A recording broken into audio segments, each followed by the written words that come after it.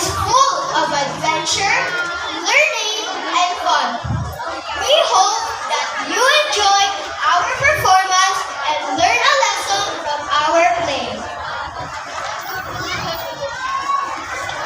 Three little pigs stumbled in playfully. Once upon a time, in a bright meadow near the edge of the forest, there lived three little pigs who were about to begin the biggest adventure of their lives. Mother Pig gave them some money to travel to a faraway town to build their own houses.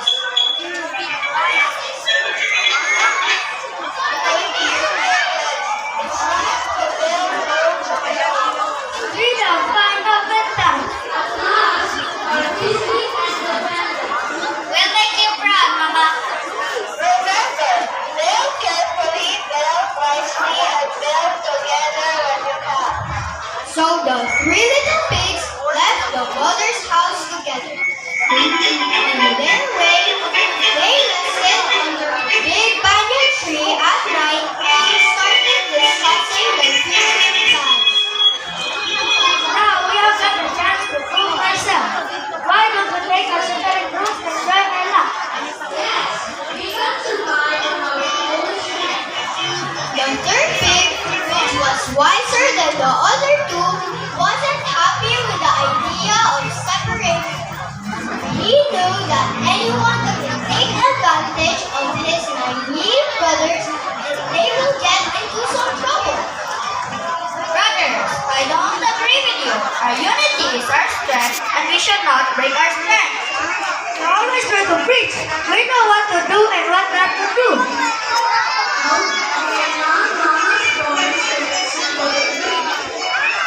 Okay, I agree. I have an idea which will help us all. Huh? We will build our separate houses and live by ourselves. Nobody will interfere in anyone's business. That's what I like, my brother. That's final.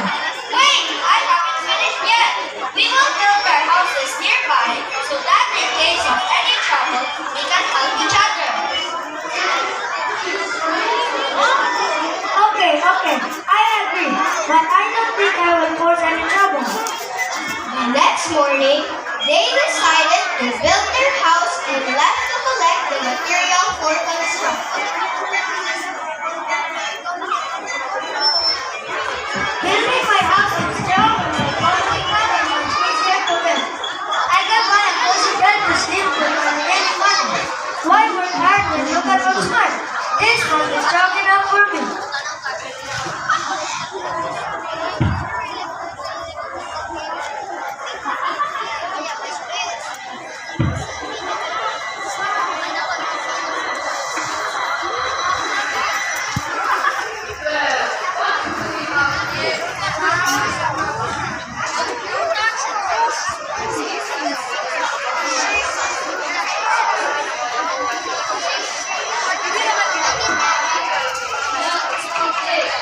How by the hair of my chinny chin chin.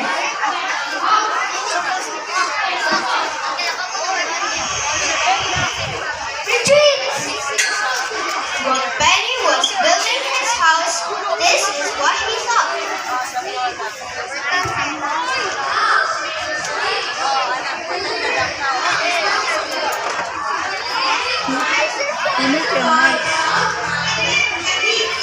He blew it down. Impossible.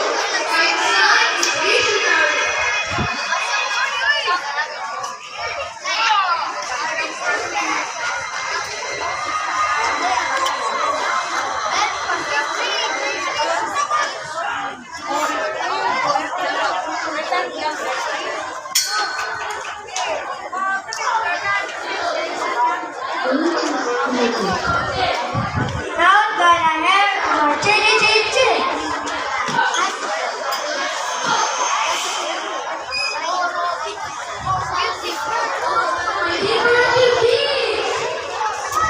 But the third one, wiser than the others, decided to build a strong house of bricks so that it lasts longer. I would rather sleep on a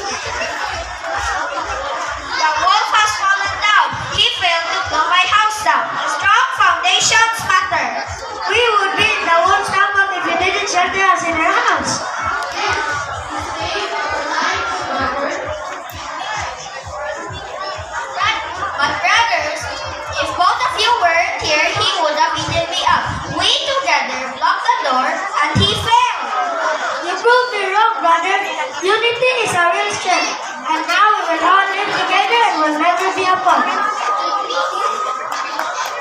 Suddenly, the wolf woke up again and started to bang the door.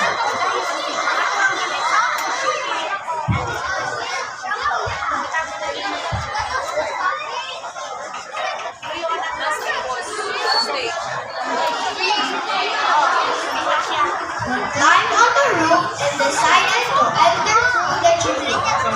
The pigs heard the footsteps on the roof and understood it was trick. But Peter had prepared every possible route. Fire the wolf on the fire. The wolf was struggling to reach out, and finally he managed to enter the chimney. Slid and slid, soon fell into the burning fire.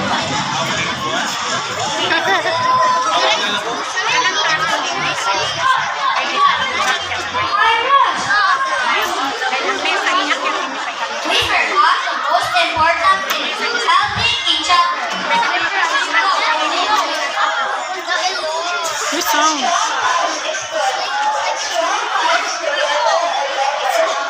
And they lived happily ever after.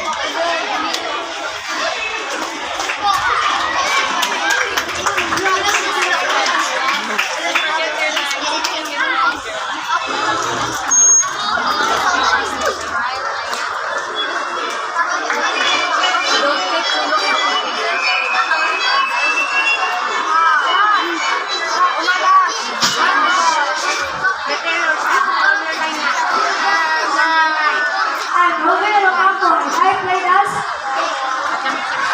I am DFJ and Miranda. I play as the third big